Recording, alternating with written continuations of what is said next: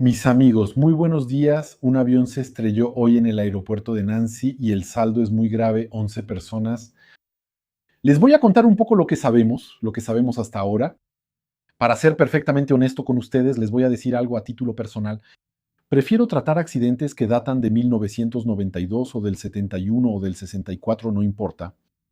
Historias antiguas, aunque al final las herramientas de análisis son las mismas que para una historia que ocurrió hace unas horas. Pero en el plano emocional es mucho más sencillo tratar las cosas con distancia, pero a veces la vida es como es y las tratamos con cercanía. Entonces, decía que hoy hubo un accidente grave que ocurrió en el aeropuerto de Nancy SC. Entonces, ¿de qué se trata? Tenemos un aparato, un avión tipo PC, 6, es decir, Pilatus 6. Es un avión de fabricación suiza. Este ejemplar es de 1991. No sé si eso tiene sentido o no, pero fue matriculado en Alemania. Si vemos en las imágenes, las pocas imágenes que circulan, tenemos una matrícula que empieza con D, Delta, D-FIPS, mientras que un avión matriculado en Francia tendría su matrícula que empezaría con F. ¿Tiene sentido o no? No lo sabemos en este momento. De hecho, todo lo que les digo en este video debe tomarse entre comillas, incluso entre muchas comillas, porque en los meses, los años que vienen, dependiendo del trabajo que hagan el BEA, Transportes Canadá, potencialmente el NTSB, porque son investigaciones que generalmente involucran a varias autoridades, pues bien, ya veremos en qué termina todo esto. Entonces, este avión, como decía, había despegado del aeropuerto de Nancy SC, pista 21. Estamos más o menos hacia el suroeste. Y de hecho, si ves, es que en esa dirección y también detrás en la otra hay construcciones, hay viviendas. Entonces el aparato rozó viviendas cuando cayó, porque en realidad estaba despegando. Despega y se va a estrellar literalmente unos segundos después. No llegará muy lejos. Recorrerá apenas unos cientos de metros más allá del umbral de la pista. Entonces, a bordo había 11 personas. ¿Quién era? Teníamos a un piloto que fue descrito, que ha sido descrito por los medios como experimentado, se decía que era experimentado. Y luego, a bordo, teníamos a 10 personas que debían saltar en paracaídas, así que en realidad vamos a dividirlo en dos grupos. Tiene 5 instructores que van a acompañar a 5 personas que van a saltar por primera vez. Así que tenemos saltos en tándem, así que a bordo solo tenemos un paracaídas principal. Y luego tenemos a un alumno que está sujeto por su arnés a un instructor. Ambos saltan al mismo tiempo y es el instructor quien se encarga. Entonces, los alumnos en cuestión o los clientes en cuestión que vinieron para un salto de iniciación en paracaidismo parecen pertenecer al cuerpo médico de la región. Vi el nombre de la clínica de Gentilly o de la policlínica de Gentilly circulando, pero bueno, tenemos a 5 personas que pertenecen al cuerpo médico. Enfermeros, enfermeras, médicos, no importa, lo sabremos más tarde, que habían venido para saltar en paracaídas. Era el segundo salto del día. Anteriormente, antes de este salto, el aparato había despegado de la misma pista y luego tomó altitud. Había dejado a los paracaidistas y había regresado. Entonces, quizá algunos elementos que puedo darte es que esos aviones, el PC-6, están impulsados por una turbina. Es una turbina que a su vez mueve una hélice de 4 palas. La turbina es de Pratt Whitney, Canadá. Por eso les dije anteriormente que probablemente los canadienses van a enviar a alguien para participar en esta investigación como país fabricante del motor. Creo que incluso se va a hablar mucho del motor en esta historia. Aunque todavía no especulamos, no sabemos qué pasó. De hecho, cuando ves estos aviones que se usan para lanzar paracaidistas, suelen tener muchos ciclos. Eso significa 2 ciclos. Despegue, motor a fondo, regresamos unos minutos después, apagamos el motor, sube gente, volvemos a encender, salimos de nuevo, motor a fondo y así sucesivamente. Por ejemplo, puedes encontrar 2 horas de vuelo, pero en esas 2 horas de vuelo tienes 8 ciclos. Eso significa que los motores, cuando los ves, no envejecen necesariamente solo según las horas de vuelo, sino también en función de los ciclos. Por supuesto, no es algo desconocido, no es algo que la aviación esté descubriendo hoy. No, es conocido y en gran medida se toma en cuenta, pero así es. El hecho es que bastante seguido los aviones que se usan para lanzar paracaidistas tienden a tener fallas de motor un poco más frecuentes. ¿Verdad? aunque no tengo estadísticas científicas para respaldar lo que digo, pero parece bastante común. Por ejemplo, les doy el último accidente. Ocurrió en Missouri, en Butler, hace aproximadamente 15 días y había matado a 12 personas. Un avión, turbohélice, despegue, falla de motor, el avión se estrella, de acuerdo. Entonces, también hubo un accidente en este canal, era un bimotor, igual falla de motor, era un bimotor, pero el piloto lamentablemente no pudo controlar la asimetría. Una vez que perdió un motor, terminó en los árboles casi en posición vertical. También hubo bastantes víctimas. Entonces, y aquí, por supuesto, todavía no sabemos qué pasó. Para su información, estos aviones no tienen caja negra, no tienen registrador de vuelo, ni están obligados a tenerlo. Sin embargo, los investigadores suelen usar cámaras de vigilancia, a veces que se pueden encontrar en cámaras de timbre de las casas, en autos, en vehículos. También a veces se pueden encontrar cámaras de vigilancia en los aeropuertos o personas que estaban grabando, incluso desde dentro del avión.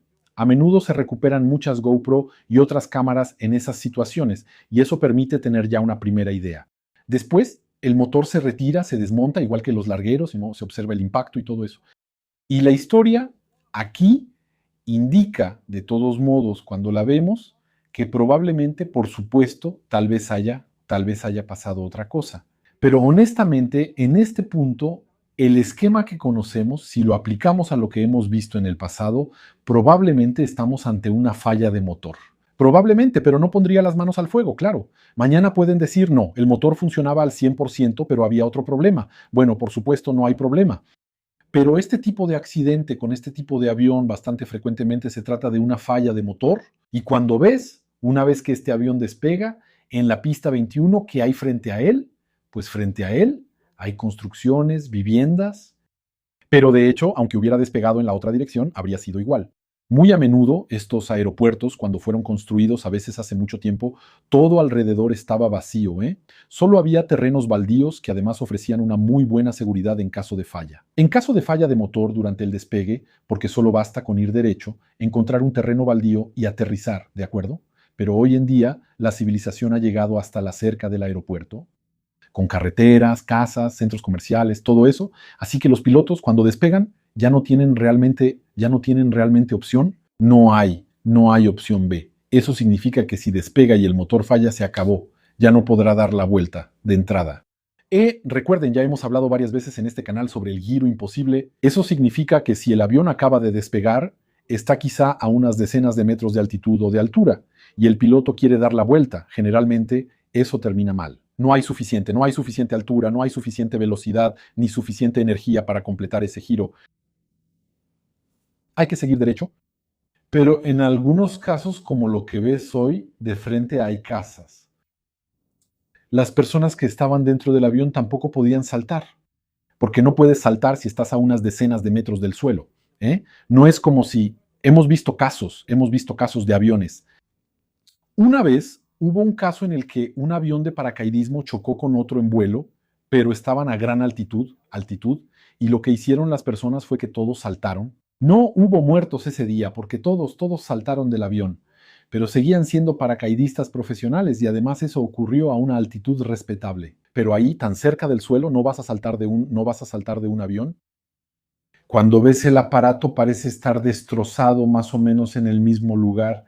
Eso significa que no es un avión que se haya dispersado a lo largo de una gran distancia.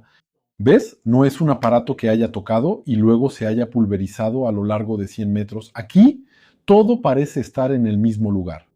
Algo que puede ser bastante interesante es que ese día hacía calor, 32 grados, hacía muchísimo calor, todo eso. El aparato cae, no hay incendio. Así que así nada más, es solo un comentario, no estoy sugiriendo nada. Son aparatos que funcionan con Jetta 1, que se parece bastante al diésel, ¿de acuerdo? Entonces no es como la gasolina, cuyas vapores se encienden así nada más. Pero aún así, la verdad me sorprende un poco que no haya habido un incendio, solo lo digo así. ¿Había aire o combustible en los tanques? Ya veremos, la NTSB seguramente lo va a revisar. Era el segundo vuelo del día. La aeronave acababa de, como dije, acababa de terminar un primer ciclo.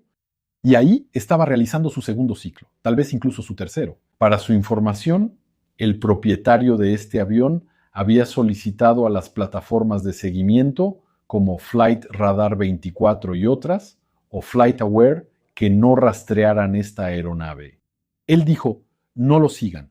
Entonces, eso significa que en la práctica, si lo buscas por su matrícula, no lo vas a encontrar. Eso no significa que no se pueda ver en ECAT. ¿Ves? De todos modos, sí se puede ver, pero en lugar de tener la matrícula, tienes una A. Por eso los números o las incrustaciones que les muestro sí existen en Flight Radar, solo que son más difíciles de encontrar debido a esta solicitud por parte del propietario. De hecho, esa solicitud creó hace 2 o 3 años un poco de paranoia relacionada con este aparato, porque vino al Reino Unido y algunas personas lo vieron y no estaban muy contentas de no saber de dónde venía, a dónde iba, qué hacía, y pensaron, tal vez está haciendo cosas siniestras, probablemente no, pero ya sabes a lo que me refiero. El público necesita transparencia. Cuando no está ahí, la gente se pregunta, ¿qué es eso? Y si ves, hay personas que le han escrito al servicio del Estado británico, en el marco de la ley de transparencia, que obliga a las administraciones a dar la información que tienen sobre ciertas cosas. Y luego, para preguntar qué estaba haciendo, qué estaba ocultando en el cielo británico, ya sabes, entonces la administración dijo, no tenemos la menor idea. Ok, entonces la respuesta está en línea, te la dejo en la descripción del video. Este avión mismo estuvo involucrado en un pequeño accidente en 2012, ¿eh? Pertenecía a otro dueño y chocó contra algo cuando estaba en tierra. Probablemente un pequeño daño que le permitió seguir volando de todos modos. Entonces, amigos, lo que sabemos o lo que sabemos hoy es... pero si queremos hacer cuadrar las cosas, si de verdad queremos que todo encaje, tienes un despegue, ¿no? Después tienes un avión que va irresistiblemente hacia el suelo. Bueno, no puede ser por formación de hielo, hacia 32 grados, ¿sabes a lo que me refiero? No es por sobrecarga, porque la cantidad de personas que llevaba parecía coherente con su capacidad habitual, así que ahí no hay problema.